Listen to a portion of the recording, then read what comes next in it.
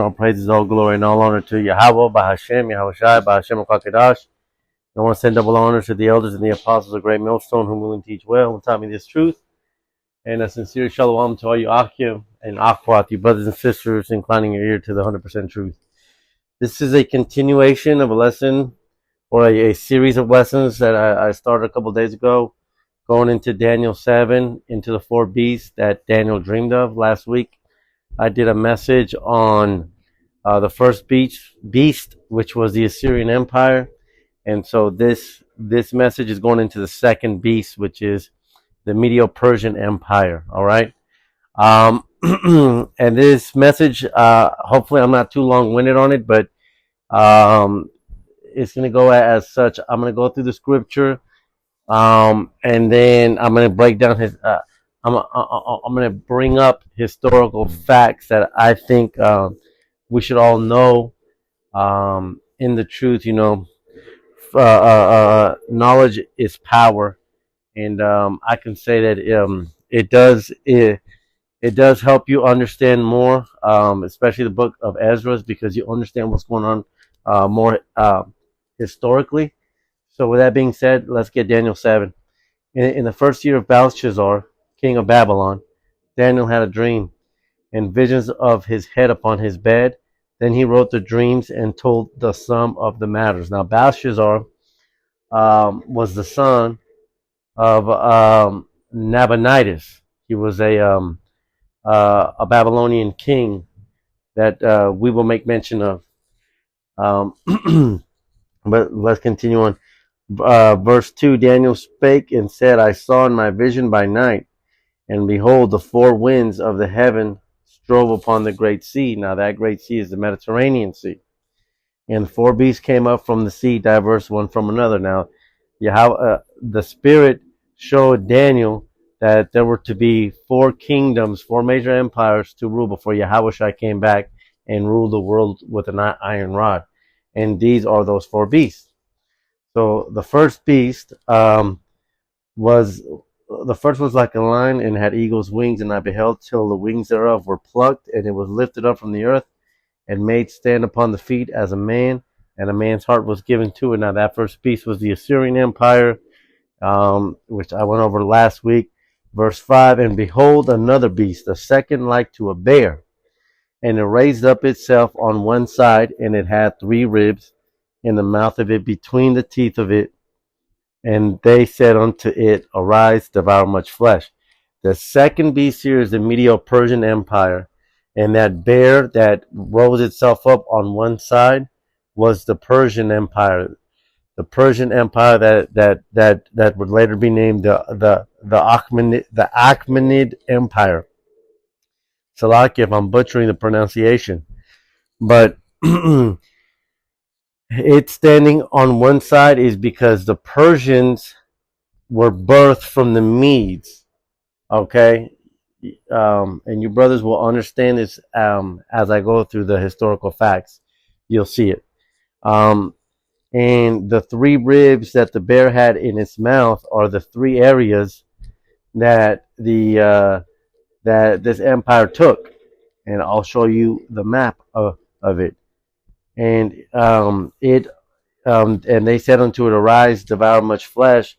That is because up until this time, the Medo-Persian Empire had the biggest empire known to man at this point.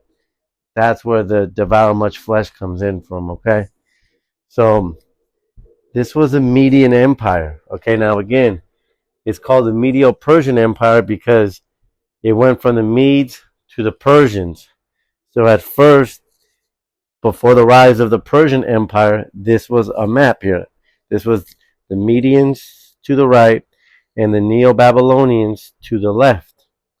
And then there's the Lydian kingdom as well to the west here. So let's get some facts here. I'm going to try to get through these, but these are very important facts. So the main deity of the Medes, again, we're starting from the Medes first because the Persians came from the Medes. All right, try to get that. The main deity of the Medes was a god called Ahar Mazda, and this was their deity. It was a guy who rode on eagles, right? And the story about the Medes is that the Median Empire started as a bunch of tribes in one landmass who were constantly getting ravished by the Assyrian army.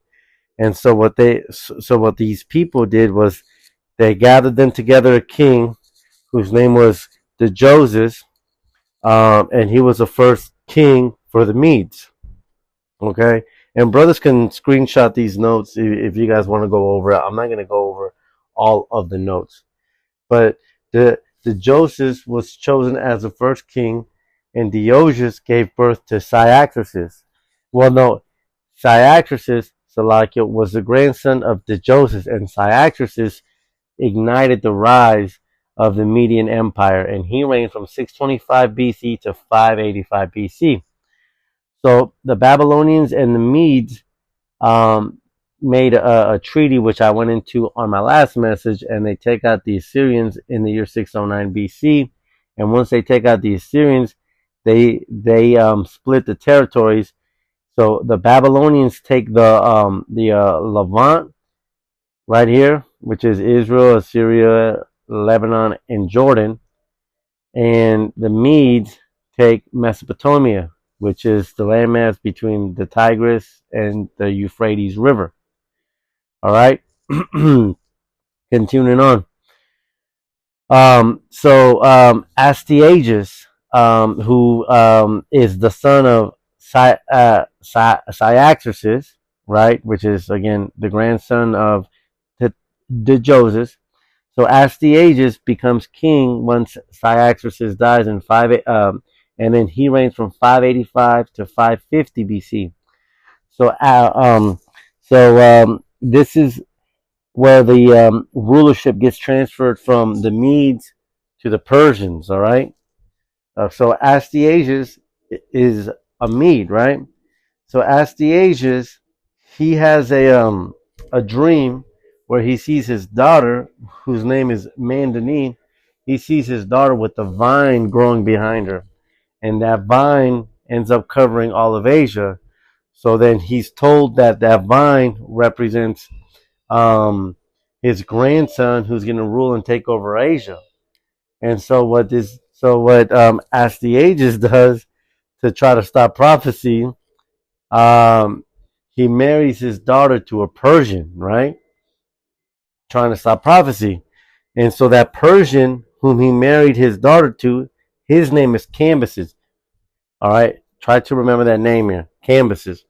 So from Cambyses comes out Cyrus the Great. So Cambyses is a Persian, all right? We're starting to see the transfer of the from the Medes to the Persians, okay? Because Cambyses, we know that the seed comes from the father, and Cambyses was a Persian. So Astyages, once he finds out that Cyrus the Great is born, he tries to have him killed, but the hitman he sends to kill him doesn't do the job, and he lies to him. Later on, Cyrus the Great, like during his teenage years, he surprises Astyages, and he ends up rebelling against Astyages, who is his grandfather, right? So, Astyages, he gets took off the throne by Cyrus the Great, but Cyrus the Great doesn't kill him. All right, he lets him live on his life.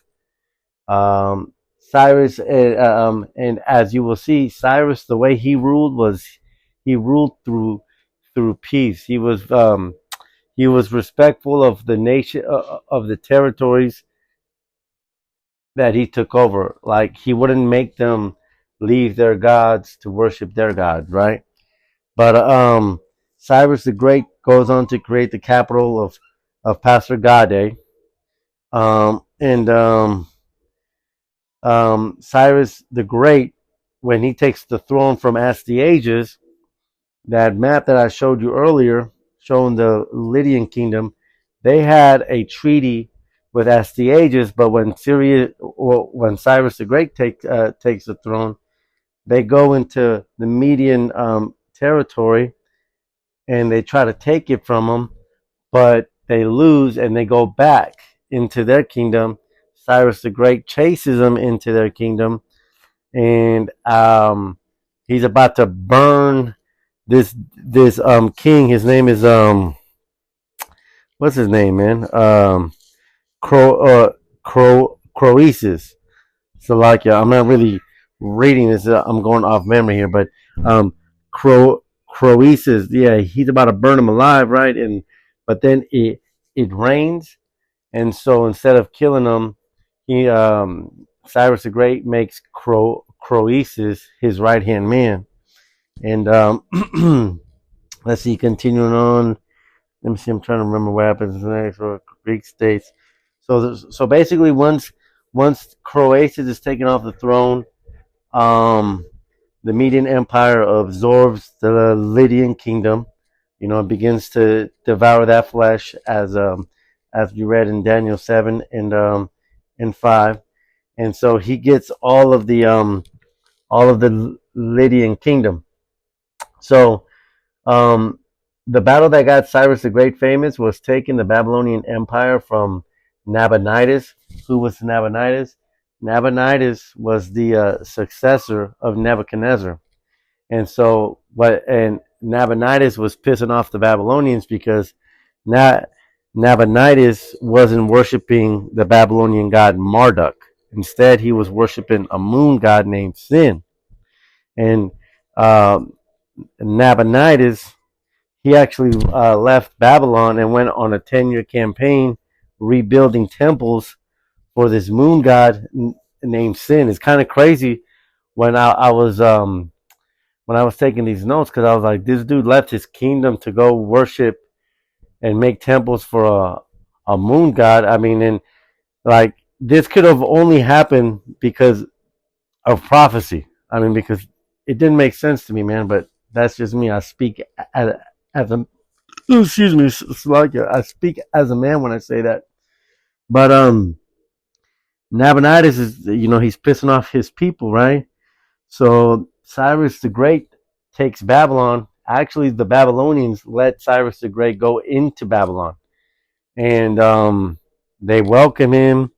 And when Cyrus the Great takes over the Babylonian Empire, which now he's absorbed that landmass, again going into the devour much flesh, mentioned in Daniel 7:5.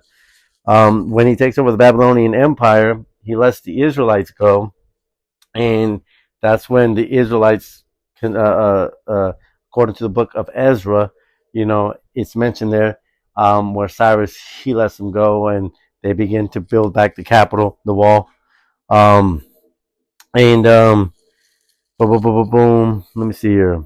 What else? What else did I think we needed to go over? I do want to point out that Cyrus ruled through peace, right? So just because I know the book of Ezra has Cyrus the Great saying that Yahweh is the only power.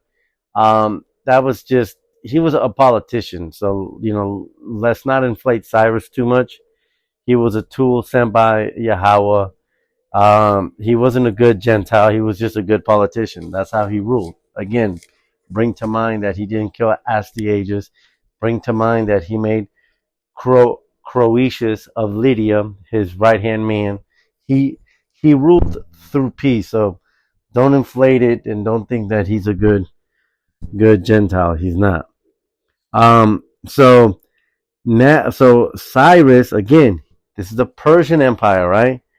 Now, now we get into the transition of the Persian Empire. It's still the Persian Empire, but it's through a different bloodline, the Achaemenid bloodline. All right.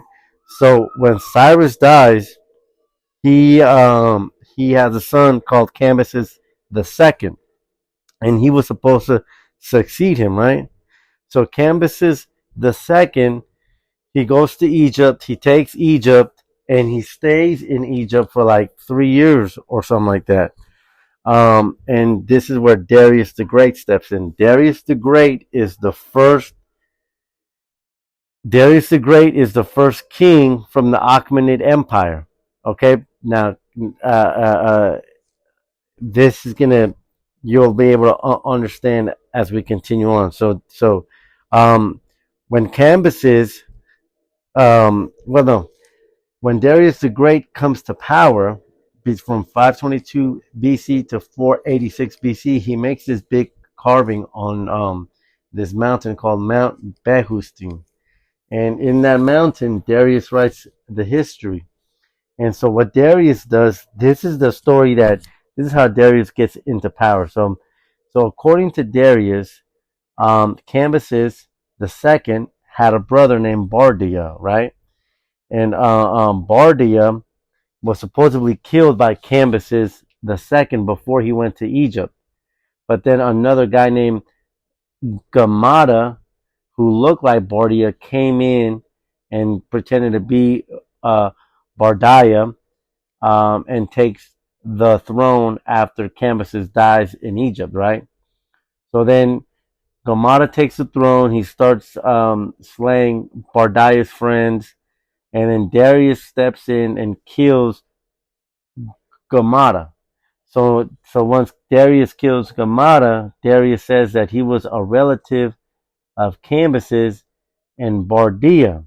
And the way he does is because he makes up this story and says that the great grandfather of Cambyses, now who was Cambyses? Cambyses was the original Persian king that birthed Cyrus. Um, right here, as I mentioned, remember Astyages married his daughter Mandane to Cambyses. Well, Darius says that Cambyses the first had a great grandfather named Achaemenes, and Achaemenes was the father of Theispes, who was the grandfather of Cyrus. And then Darius writes himself in and says that he was related to Cambyses the second. So basically, Darius makes up this bloodline, saying that the progenitor was actually Achaemenes, and this is where we get the term the Achaemenid dynasty. So after Darius takes the throne, there is no more Persian bloodline because Darius isn't an actual Persian. This is the end of the per, of the Persian bloodline from Cyrus, right? So now this is a new bloodline. This is the Achaemenid bloodline when it comes to historical timing, right? Uh, so then Darius steps in. So then Darius steps in, and all the kings after Darius come from Darius's bloodline now. All right, it's no longer from Cambyses, it's no longer from Cyrus the Great. All the kings now come from the bloodline of Darius, which again he doesn't. It's of a different bloodline than Cyrus the Great. So Darius dies, and then Darius has a son named Xerxes. Xerxes was made famous from that movie 300. He got his ass beat by 300 Spartans in the year 480 at the Battle of Thermopylae. And then Xerxes wars against the Athenians. He wins. He burns down the Athenian city, but he doesn't kill all the people. And then Xerxes goes back to Persia, but leaves his general Mardonius in Greece, right? So they're occupying Greece because at this time there's a bunch of Greek states, but they're fighting against each other. So Mardonius stays back in Greece, right? And then he gets killed. Um, and then when he gets killed, Salagia, when when he gets killed, the Persians don't continue to go back to they don't go back to Athens. Instead, what they do is they start sending money um, they start sending money to the warring Greek states so that the warring Greek states can continue to fight each other, and then they can conquer through dividing those warring Greek states, right? Which I brought that up because we see that parallel going on now with Babylon the Great, the whore that sits on many waters, right? But continuing on, there's the throne through the bloodline of Darius passes through many people. Xerxes, Xerxes the second, Darius the second. But the after all these kings and all these people killing themselves to killing each other to ascend onto the throne of Darius, um, the final king is Darius the third, and this is the fall of the Achaemenid Empire, right? Darius the third will be the final king, thus stepping in the Greeks, all right? So this is the end of the Persian Empire, which it's ended. So Philip II was a Macedonian king, right? And he had united many of the warring Greek states, and he wanted to invade the Persian Empire, but he was assassinated. But he's got a son who happens to be Alexander the Great, and he takes the throne in the year 336 BC. And Alexander the throne starts taking the Persians' land in honor of his father, Philip II. And within a year, Alexander takes like all of Asia Minor, man. So it was a quick takeover. Let me see here. Well, it was a quick takeover. He goes to Egypt, which was part of the Persian Empire, and he takes Egypt. But prior to going to Egypt, he battles Darius the third. Darius flees the battle because he's losing. Darius leaves his family, his mother, and his son in the battlefield. Alexander takes him and takes care of him. Then Darius tries to surrender, but Alexander doesn't want that. And they go into battle again. Darius flees again. This time, Alexander chases him all the way to modern-day Iran. And when Alexander finds them, he finds that Darius has been killed by his own governor. His governor was, what's the name of that governor? Shoot, I forgot. Basis. There you go. The governor that killed Darius, his name was Basis, and that's it. I mean, once Darius the third dies, that's the end of the Persian Empire. Persepolis, which was one of the main Persian capitals, is burned down. So that's it. There's no more Persians there. So just to circle back, it's called the Medo-Persian Empire, because the Persians were birthed through the Medes, but the Persians took it over, but then there was a usurping by Darius, which is then labeled as the Achaemenid Empire, and that ends with Darius the third being the final king, man. So that's the historical fact on it. This is the landmass of the Achaemenid Empire when it ended in 330 BC. And you can see how big it was. Daniel 7:5 says, "Devour much flesh," because this was the biggest kingdom known to the world at that time. That's where the devour much flesh comes in. And those three ribs mentioned in Daniel 7:5, those three ribs that the bear had, are the three main parts that the Medo-Persian Empire took, as you can see here. So I hope this has been edifying. But the second beast was the Medio-Persian Empire, and let's go ahead and get again. Daniel 7:5. Behold, another beast, a second, like to a bear. It raised up itself on one side. That's the Persians, and it had three ribs in the mouth of it, between the teeth of it. Those are the areas I showed you on the map.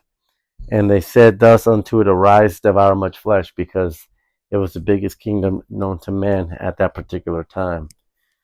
So, Lord willing, this lesson was edifying. Hopefully, within the next couple of days, we go on to the third beast. But I just wanted to go over some historical facts that I think that are important for us to be aware of when it comes to this empire. And so with that, I say shalom. Shalom.